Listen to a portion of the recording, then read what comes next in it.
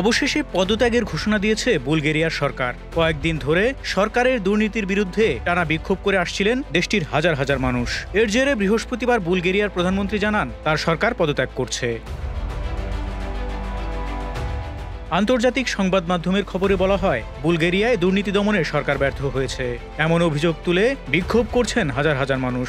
দুর্নীতির বিরুদ্ধে এই বিক্ষোভ কর্মসূচি শুরু হলেও পরে তা সরকার বিরোধী আন্দোলনে রূপ নেয়। দেশটির রাজধানী সোফিয়া ছাড়াও কৃষ্ণসাগর তীরবর্তী বিভিন্ন শহর ও নগরে হাজার হাজার মানুষ সরকারের পদত্যাগের দাবিতে বিক্ষোভ করেন। জানা গেছে, দফায় দফায় দুর্নীতি বিরোধী বিক্ষোভের জেরে বৃহস্পতিবার বুলগেরিয়ার প্রধানমন্ত্রী রোসেন ঝেলিয়াজকভ ঘোষণা দেন যে তার সরকার পদত্যাগ করছে। দেশটির ক্ষমতাসীন জোটের নেতাদের সঙ্গে এক বৈঠকের পর প্রধানমন্ত্রী রোসেন সাংবাদিকদের কাছে একথা জানান। ক্ষমতায় আসার এক বছরেরও কম সময়ের মধ্যে পদত্যাগে বাধ্য হল রক্ষণশীল রোসেনের সরকার।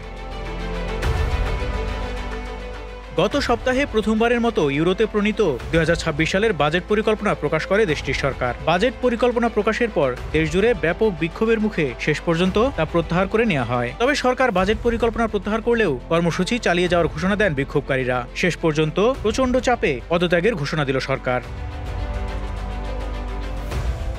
গত 4 বছরে 7টি জাতীয় নির্বাচন অনুষ্ঠিত হয়েছে ইউরোপীয় ইউনিয়নের সবচেয়ে দরিদ্র দেশ বুলগেরিয়ায়। রাজনৈতিক ও সামাজিক অস্থিরতা প্রকট আকার ধারণ করায় সর্বশেষ 2024 সালের অক্টোবরে দেশটিতে নির্বাচন অনুষ্ঠিত হয়। তবে এবারের সরকারের মেয়াদও খুব অল্পতেই শেষ হলো। ফারুক শিমুল, ঢাকা এক্সপ্রেস।